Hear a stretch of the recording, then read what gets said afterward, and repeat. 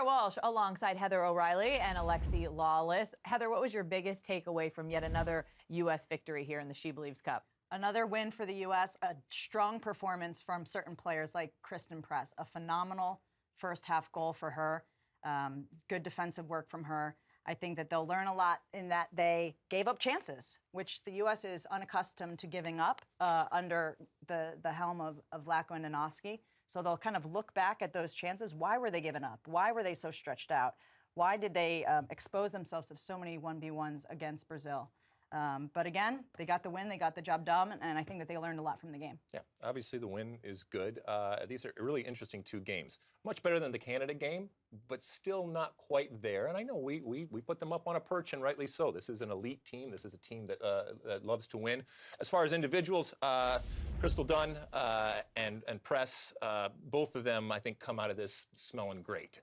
And it's important because there is that competition for spots, and they have put themselves, if there was a doubt, that these are absolute, in my mind, starters right now in terms of the way that they played today and what they have done.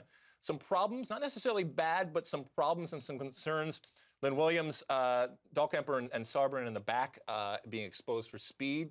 That is concerning going forward. Not necessarily that you're going to change them out, but when the game gets stretched, like the game was today, and those spaces open up, if you're Becky Sabrin, you don't want to be faced with a one-on-one with a lot of space behind you against speedy opposition. So that could be problematic going forward. We saw Alex Morgan make her first start for the first time since the World Cup final. That is a long gap that we have not seen her out there starting. So it was good to see her back. What were your impressions of her back out on the field? I think that she looked great in the starting role. I think in the last game when she was coming in as a sub, she didn't look as clean and tidy with her touches. But today, I think that she looked phenomenal. She looked great. She played some wonderful final passes. She had chances of her own. She looked quick. She looked sharp. So I think that she should be thrilled about how this year is shaping up. And hey, the Olympics being pushed a year was disappointing for a lot of people, but not for Alex Morgan.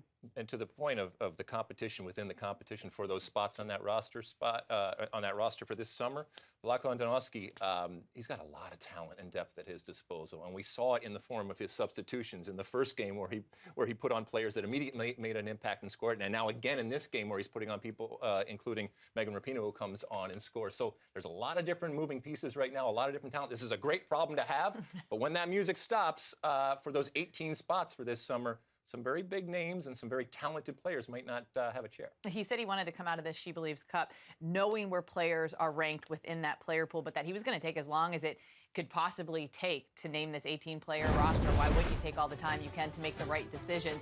This edition of the SheBelieves Cup draws to a close on Wednesday. First, Canada faces Brazil, and that is followed by the U.S. taking on Argentina. Both matches live on FS1.